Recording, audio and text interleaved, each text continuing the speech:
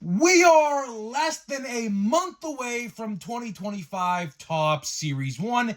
And with that being said, we got the checklist finally revealed yesterday. And honestly, not really feeling it with this one. So we're going to talk all about that and a lot of other Series 1 news in this video because, wow, the reception for this product so far has been in the dumps, to say the least. So what's going on, guys?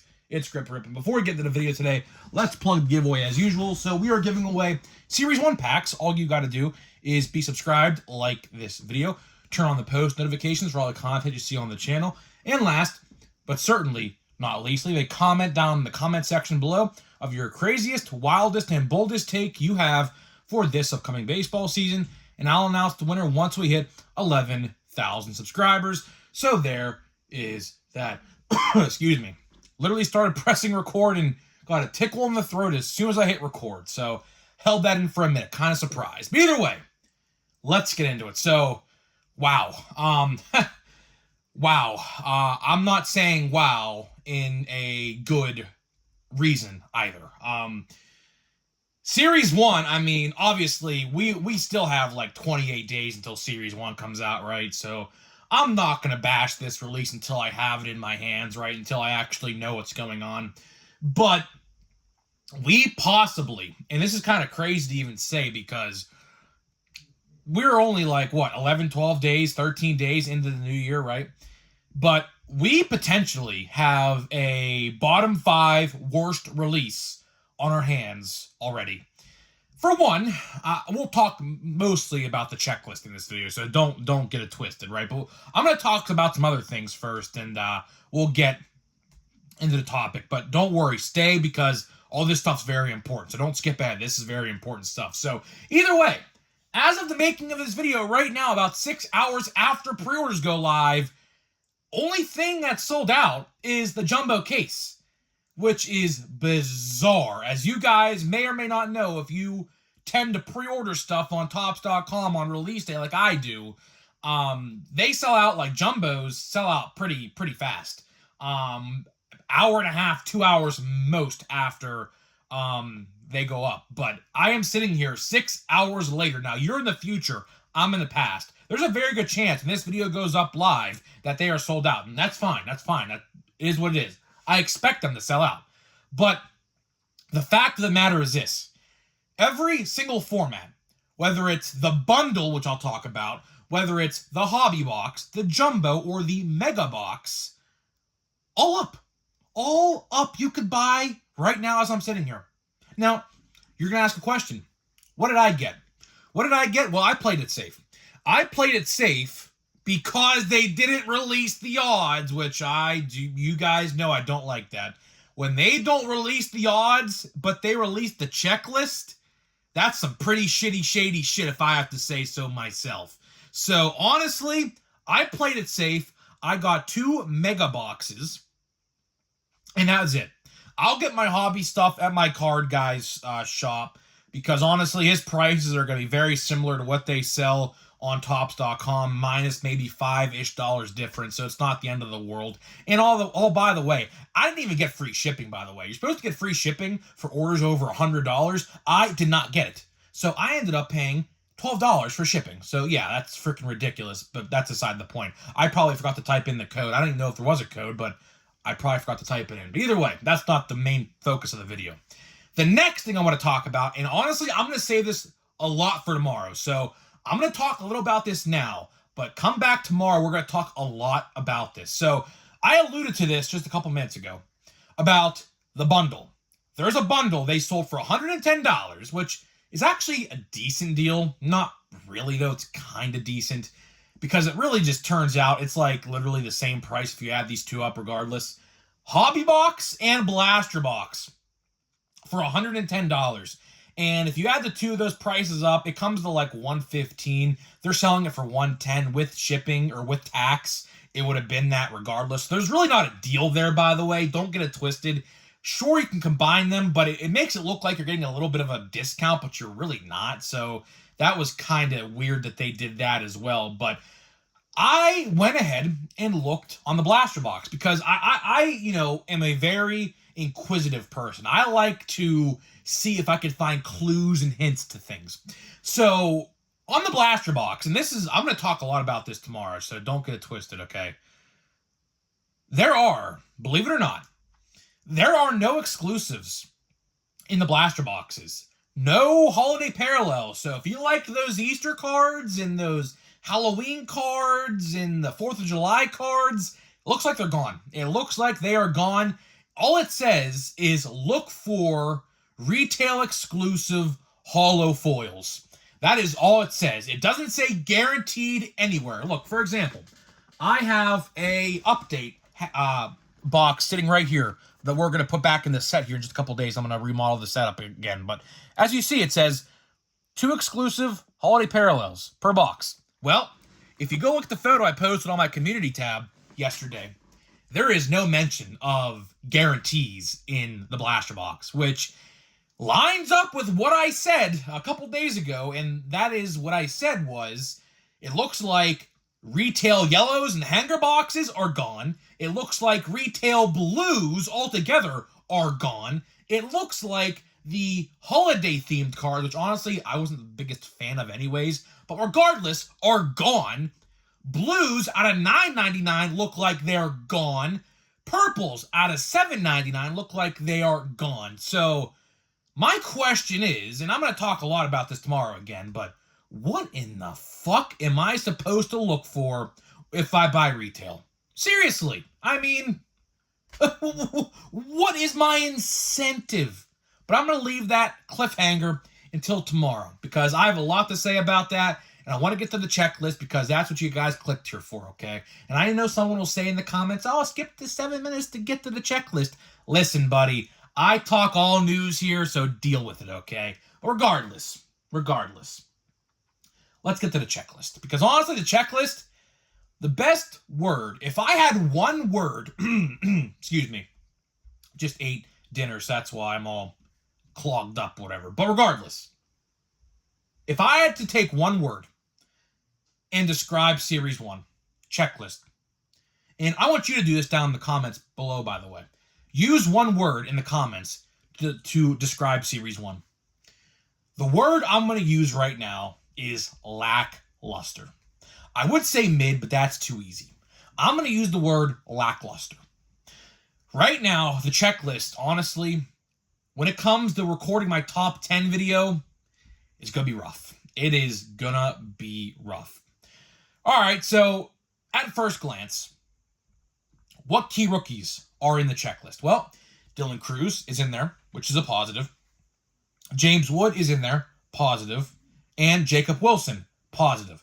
Outside of those three, not really much else. Like, you'll have Kobe Mayo, you'll have Ben Rice, and you'll have Rhett Lauder. There are 6 out of the 10 that I'm most likely putting in my top 10. Outside of that, and by the way, checklist is now alphabetical, by the way. I don't know if you guys looked at the checklist on Topps.com, but they have it in alphabetical order. I don't know if that is just on the sheet itself or in the actual product when they actually print and release the product. Going to be pretty interesting to see if the checklist in person is actually alphabetical order, because go look at it yourself. It is all alphabetical order right now. But regardless, that is it for Series 1. That is the extent of 2025 Topps Series 1's checklist. There's 6 guys on there that are, I guess, decent, but to no fault of the 2025 rookie class. Now, I talk about this all the time, but you look at, right, 2024, right? Series 1 was fantastic. Series 2, honestly, not that great. I say it's not that great because, of course, they made short prints of like Jackson Merrill, Chirrio, Holiday. Those guys were all short prints. They weren't actual base cards in Series 2. Then Update was out of this park spectacular, right? So this is in no fault to this year's rookie class. But Series 1's rookie class is not really that great. I mean, the best how I can describe it is there are basically these guys are supporting characters in a movie. So for example, like, these guys like are not main characters per se if we're trying to compare these to movies. Sure, could I say Dylan Cruz is a face of the franchise? I can very well say that. But right now, James Wood as well. I don't really necessarily think those guys are quote unquote going to be like the face of the franchise. They very well could end up being that next year, the year after that, or whatever. But, right now, like, as it stands with this checklist, it's just a bunch of supporting characters, and that is it. So there is no like superstar like Skeens or Merrill or someone like that yet. Now, obviously, as time rolls on and the season goes through, some players will rise and some will very much fall. That's just how it goes, right? But right now, as it stands with Series 1, I'm just not impressed. And that is partly, I do believe, that is partly the reason why I do believe that Series 1 is not sold out yet on Topps.com. I think the design itself, which, by the way, if you didn't hear this when I said it, there are national news stories on this design and how people don't like it.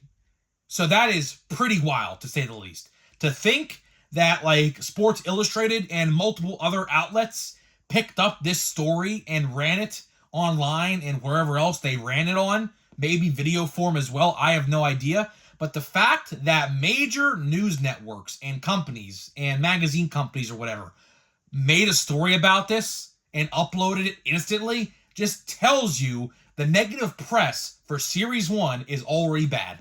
On top of which, it's not sold out yet, which I guess is honestly kind of good, because if you were busy at 12 and couldn't get on the site at 12, you could go out and get it right now, which I kind of like, because obviously, you don't want to, get on the site at 12 and it be sold out at 12:01, right? So that did happen for Chrome Update, by the way.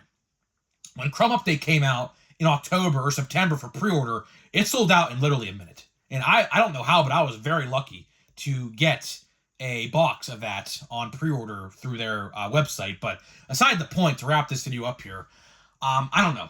I'm not too concerned with Series 1 just yet, but because obviously, we are still like, 28 days-ish away from Series 1, right? But as time goes on, and hopefully they release the freaking odds, that's another thing I didn't even talk about in this video, but I kind of alluded to it earlier in the video.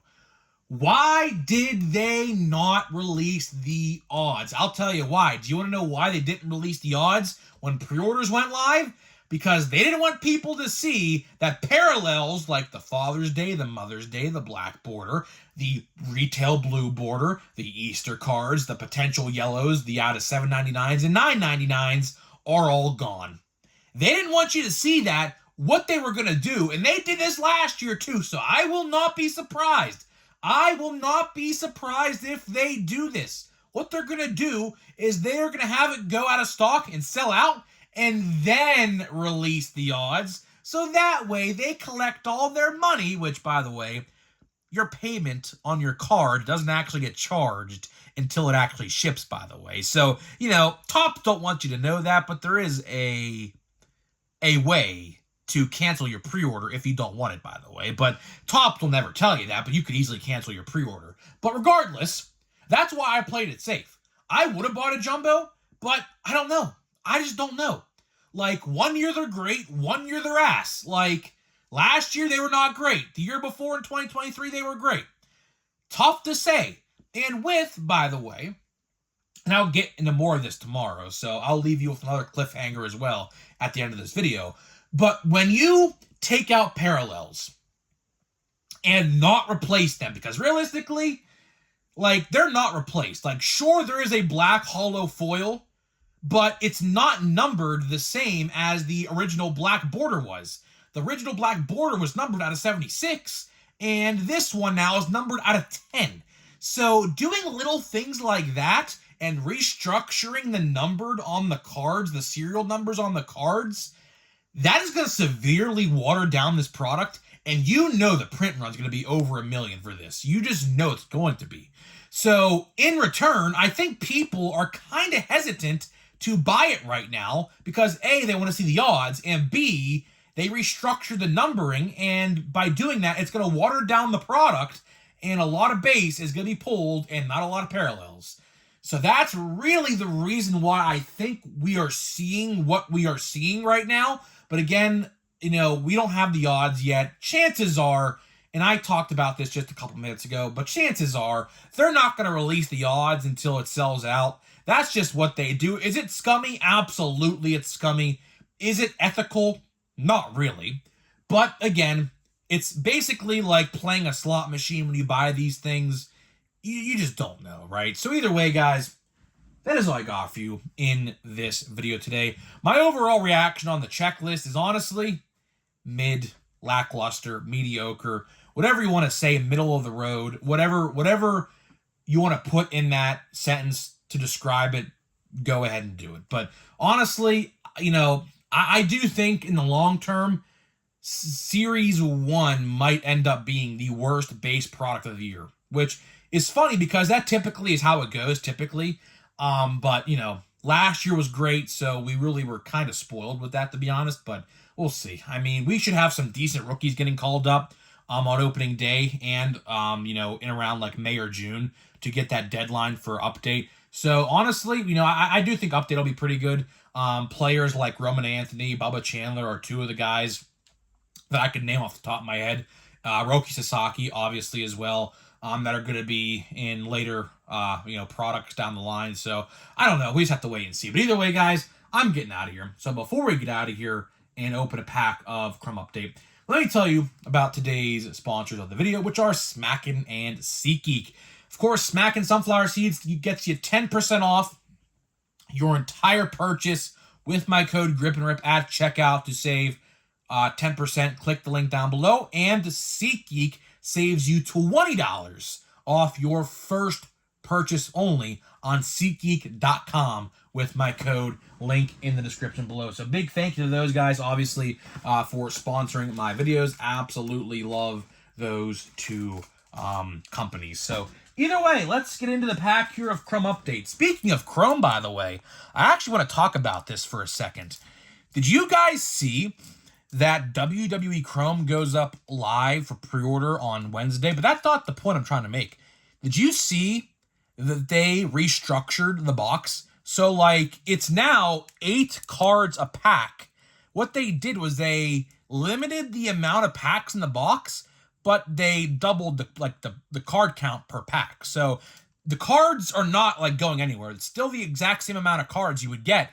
But what they did, instead of I believe the number is 24 packs, they're now 12. And 4 cards now is 8 cards a pack. So I don't know if you guys saw that or not, but there's a very good chance, by the way, that is what happens with Topps Chrome Baseball in July. So I might talk about that in a video down the line as well. Because I'm going to be very curious to see what happens there. And we got a good card off the rip. Good card off the rip. So we got a Jackson Choria. Jackson Choria right off the rip. I will take that any day. I think I have that card already, but it doesn't matter. I like that card. Hey, Freddie Freeman. Freddie Freeman, 89. Of course, we are going to 1990 this year with Topps. So going to be a very vibrant and colorful Chrome card, I would think. We got a Landon Raup.